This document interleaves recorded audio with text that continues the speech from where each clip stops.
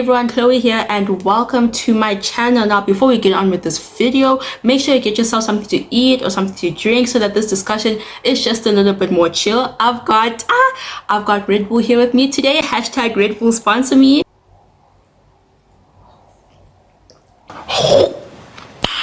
Nice. So the themes that I will be discussing in this video are not only exclusive to Hybe Corporation, meaning that every entertainment company has elements of them that could make them be labeled as greedy or exploitative. And we need to acknowledge that K-pop is an industry, meaning that it is based off of capitalism, high productivity, and making a maximum profit. So I am not in any way calling Hybe greedy or exploitative for making a profit, because this is their job, and there's nothing wrong with them in finding opportunities in which to make a profit. I'm merely criticizing certain aspects of their products. So Hybe Corporation is home to obviously the largest boy group in the world, BTS, and other very talented groups such as TXT and Enhypen. Under the Hybe Corporation umbrella, we have Big Hit Music, Cars Entertainment, Source Music, B-Lift Lab, and Playlist Entertainment. Internationally, Hybe is also home to Bronze Ithaca buildings, which have artists like Justin Bieber and Ariana Grande. If we focus on BTS, who's actually their largest earning group, we can see that they have many streams of income coming from the group by itself. These include reality shows, Run BTS, BTS Bombs, YouTube,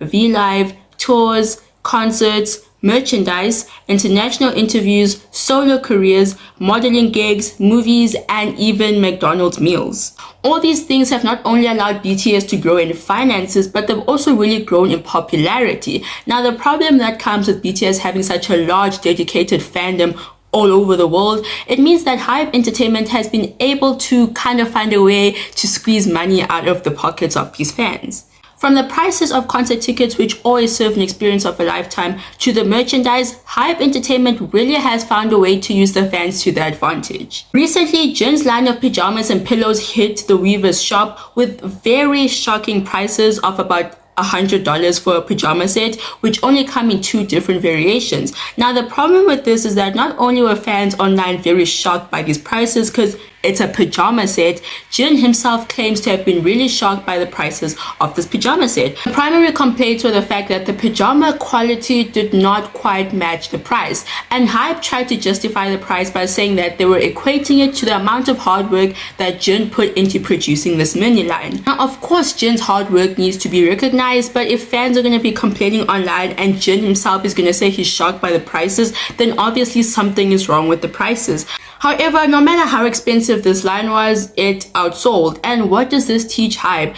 It just teaches them that no matter how expensive they put something, no matter how expensive they make the merch, there's always going to be fans who are going to buy it and outsell it, and they can just do it again. Now, something significant to mention is that a large majority of the people who were complaining about the prices of the pajama set were not, unfortunately, the target market. I myself was not the target market. Hybe Corporation obviously has a business management team, and they know that their target market was obviously people who could afford this pajama set, who could afford these outrageous prices and sell it out in seconds. If you're not the target market, unfortunately, your opinion in that situation does not matter.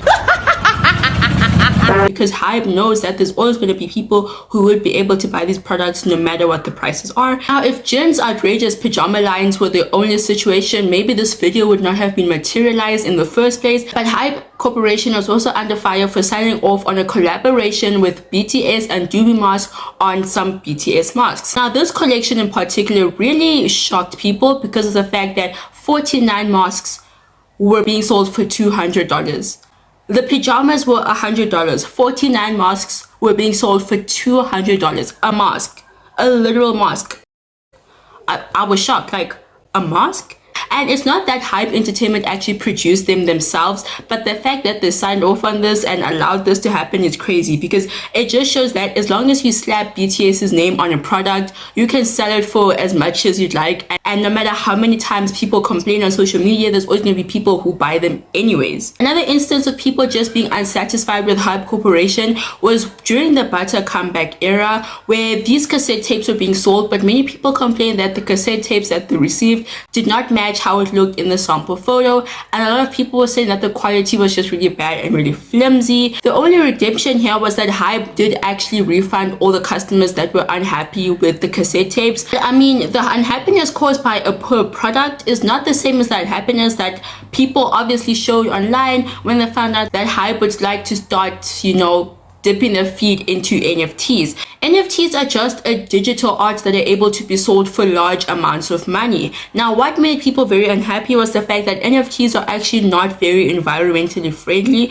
which is very ironic and contradicts the fact that BTS is literally the face of environmental sustainability. So why would Hybe Corporation want to now involve them in NFTs? Earlier on, I mentioned the dedicated fandom that BTS has amassed, and Hybe definitely recognizes this. This is obvious with that decision to seek alternative forms of income that aren't involved in music just by labeling it BTS or putting some BTS members' face on it. This is such as the webtoons, the Korean language learning tools, a game, all these things just featuring BTS. These business ventures shouldn't just be criticized because it is rather interesting. However, the lack of work that goes into making sure that they're good quality causes the greatest amount of unrest. Because Hybe racks in millions over something that doesn't even feel worth it or authentic half of the time. Not everything has materialized though, and the failures of that gaming projects and language learning resources, for example, inspire new ideas on how they can make more money. And isn't that what we call greed? Now it's time to ask ourselves, why does Hybe feel so comfortable doing this? And music critic Jung Min Jae has a theory. According to music critic Jung Min Jae, K-pop stars' strong brand power often adds value to such products and raises the price. Even if K-pop goods look no different from other products in terms of quality, they are sold at higher prices because they involve K-pop artists. They are mainly produced for K-pop lovers who tend to open their wallets regardless of high prices as a means to support their favorite singers. Most of them already know that a reasonable amount of the profits made from the goods, especially with the stars' portraits, will go to their singers. Further, a professor of consumer studies at Inha University, Lee Eun-hee, says that the popularity of K-pop merchandise largely stems from its narratives. K-pop merchandise often flies off the shelves as it has a story on top of function and design. It evokes special feelings for the fans who relate themselves to the stars by consuming these goods. In the case of Jin's pajamas, those who wear the clothes which Jin previously put on to promote his designs are likely feeling closer to the singer and keep recalling how good he looked when he donned that sleepwear.